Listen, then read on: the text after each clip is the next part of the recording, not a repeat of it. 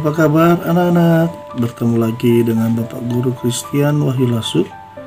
Saat ini kita masuk dalam pembelajaran tema 1, subtema 3, pembelajaran yang kelima.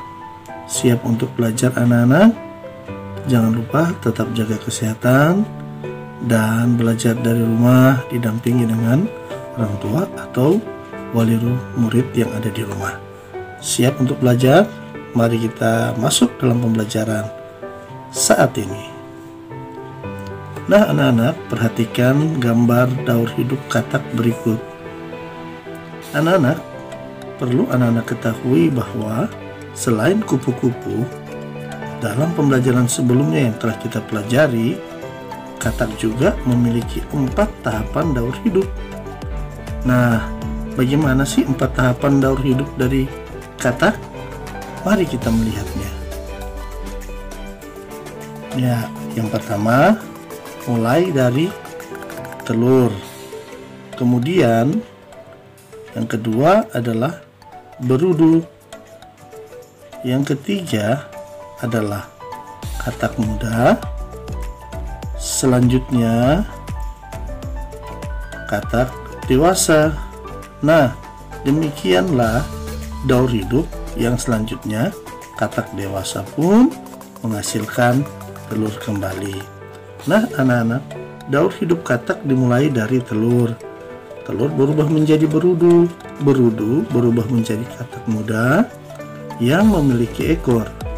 Katak muda berkembang biak menjadi katak dewasa.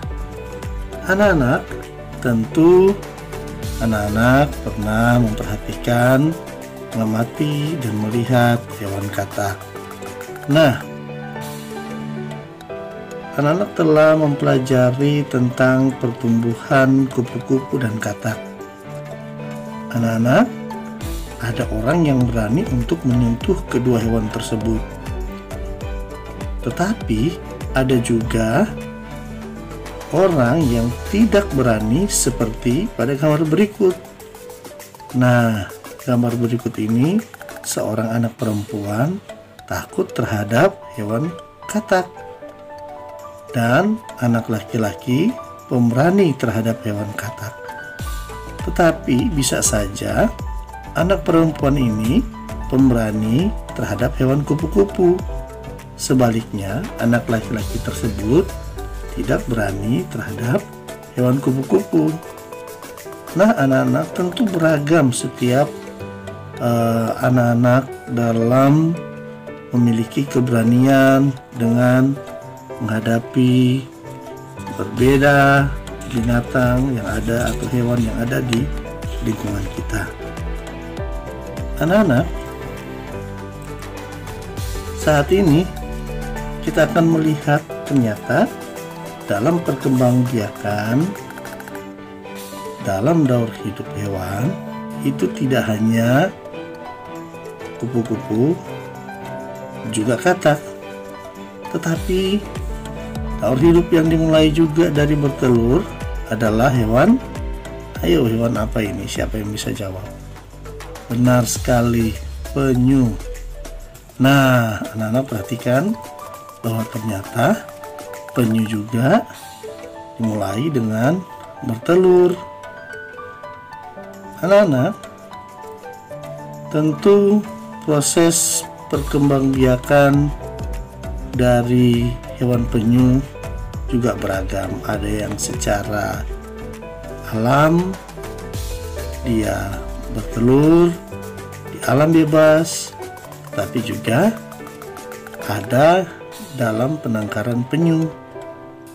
Apa sih penangkaran penyu itu? Nah, penangkaran penyu adalah penangkaran yang merupakan pembiakan satwa dan flora di luar habitat, di mana di luar dari tempat aslinya. Nah, ini diperlukan campur tangan dan budidaya manusia. Penangkaran merupakan usaha atau kegiatan yang berkaitan dengan penangkaran satwa liar atau tumbuhan alam. Nah, anak-anak sudah tahu kan? Ternyata penyu juga merupakan salah satu hewan bisa dilakukan dengan penangkaran. Setelah kita mempelajari beberapa pembelajaran sebelumnya, anak-anak saat ini akan mengerjakan tugas berikut ini, tentu didampingi oleh orang tua, wali murid yang ada di rumah. Nah, anak-anak dapat mencatat soal berikut ini dengan memperhatikan gambar yang ada. Silakan dicatat soal ini ya, kemudian dikerjakan. Selanjutnya, kita telah mempelajari tentang daur hidup kupu-kupu, juga daur hidup katak. Nah, anak-anak, sekarang tuliskan saranmu agar temanmu saling menghargai akan perbedaan keberanian, seperti yang telah kita pelajari sebelumnya. Setelah itu, anak-anak dapat mengerjakan soal yang keempat. Perhatikan soal ini dengan baik-baik, kerjakan dengan benar, dan setelah anak mengerjakan tugas semua ini, anak-anak dapat mengirimkan hasil tugas anak-anak ke grup WA yang telah kita buat. Nah, anak-anak tetap semangat belajar dari rumah ya. Jaga kesehatan, makan makanan yang bergizi, rajin berolahraga, dan jangan lupa rajin mencuci tangan, gunakan masker, juga menjaga jarak. Tetap belajar dari rumah agar kita terhindar dari COVID-19. Nah, anak-anak, sekian pembelajaran hari ini, dan terima kasih. Sampai bertemu dalam pembelajaran selanjutnya bersama dengan Bapak Guru Christian Wahyu Lasu. Anak-anak kelas 3 di SD Negeri Watutumo 2, jangan lupa tetap belajar dari rumah dan tetap semangat. Salam sehat.